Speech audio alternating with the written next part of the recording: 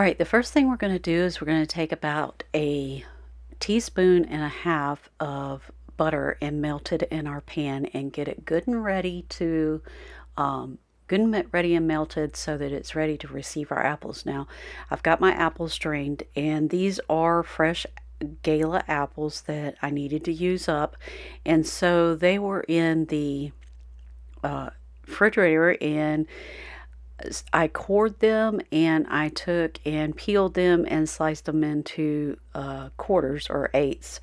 And I'm going to put them in the pan and I'm going to cook them down. And as I'm cooking them down, I'm going to start adding some sugar, some brown sugar to the pan. Now, you can most certainly use honey or something else. Now, I don't measure, I just start dumping. Yeah, that looks about right. Yep, that's how I do it. I don't measure. Sometimes that bites me in the butt, and I wish it didn't, but it does. Now, I'm going to use my sugar. Now, I store my sugar in my canning jars when I don't need them for something else, and then I always have one that I work with. Now, I'm going to take some cinnamon here. I'm not measuring, I'm just using the spoon to get down into the thing, and that is cinnamon, and I would say that's about a teaspoon of cinnamon.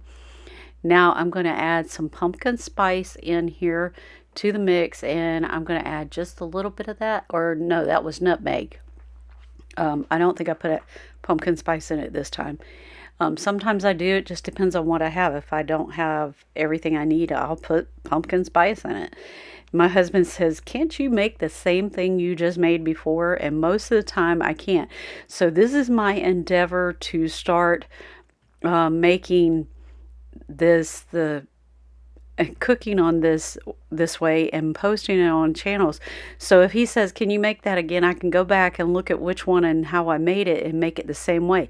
Because when I go in the kitchen, I just start dumping and cooking, and if it tastes good and looks good, yep, see me licking that off of there. I wiped my finger on it and licked it.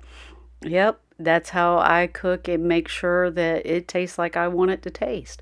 And so we're going to let these sit here and simmer until they get a little bit softer so that they'll go well in our cobbler. So while that's cooking, and this is what they should start looking like as they start cooking. You want the steam to come off of it like you see here. And then what that's doing is cooking the water, a lot of the water out of the apples that they were soaking in. Now, how I keep my apples from turning brown is you take and soak them in water with a little bit of lemon juice in it, and it makes the apples taste brighter, and it also keeps them from turning brown.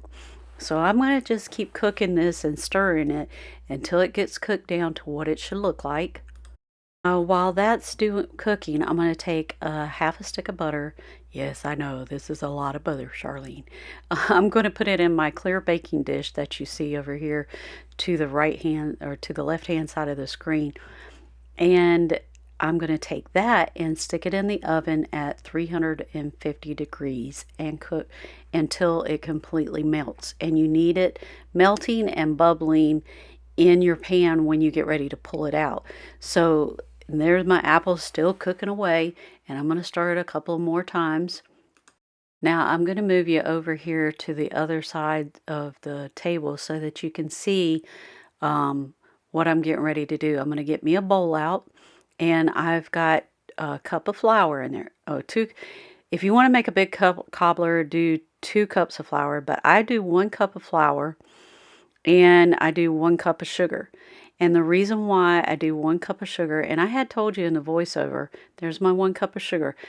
The reason why I had to do a voiceover is because that little stovetop thing there makes a lot of noise, and I'm sure y'all don't want to hear that.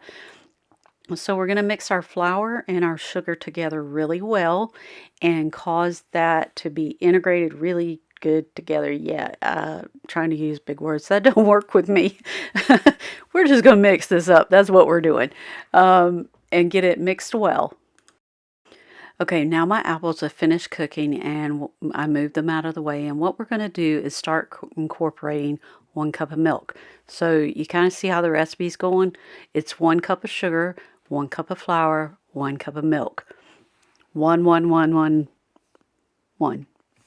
Yep, and you just mix it up and you get it stirred in there really well. You want to make sure all your flour is broken up, and then this is what your mix will look like. It will look something like a pancake batter. And so you're just going to keep mixing it until you get all the lumps out of it, because you don't want no lumps in it. It won't taste good in your cobbler. Okay, and then we're going to put this together. So we've got our apples there. We've got our cobbler base there mixed up, and we're ready to put everything together. So what we've got to do is we've got to get that hot pan out of the oven and get it over here and sit it on the pot holder, if I can get it to sit on it. My other pot holder kept pushing it out of the way. See how that the butter is bubbling? You want that to be bubbling just like that, because if it's not, it will not do what you need it to do for this particular cobbler.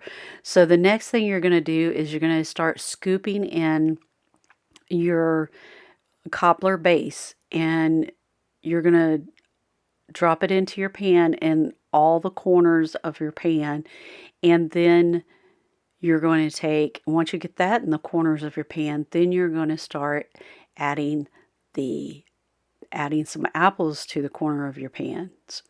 And I'll show you what I mean in just a second. But we got the base in there. Let me get that out of your way.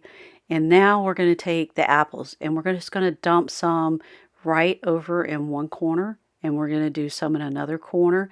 Then we'll do some in the middle, and once we get all of this in there, we're going to take it and put it back in the oven at 350 degrees and cook it until it's golden brown. And I forgot to tell you, once you get all your apples in there, if you still have mix left over, just take and pour it over the top. I like to kind of go over the center and everywhere else with it, and just use up the rest of my base. Now, you don't have to do this. You can omit this part, but if you've already mixed your base, why waste it? It's good. It's not good and healthy for you, but it is good. And this is something that you can do with fresh apples if you need to use them up. Instead of discarding them, you can use them up this way. So that's what I wanted to share with you. So you're going to want to take and put this back in the oven, 350 degrees, and cook it until it's golden brown. And when I say golden brown, I mean brown. I don't mean golden brown. I mean brown, like this brown. And those edges of that cobbler is absolutely my favorite part of the cobbler. I don't like the center. I like the edges of it. And this is what it looks like served up on a plate. And I hope y'all enjoyed this video. And we will see you in the next video. And hope you come back. Give us that thumbs up. You guys, we love you bunches. Thank you guys so much for joining us. We hope to see you real soon. Give us those 2 thumbs up, hit that notification bell, and subscribe to the channel. And we'll see you real soon here at What the Tuckers.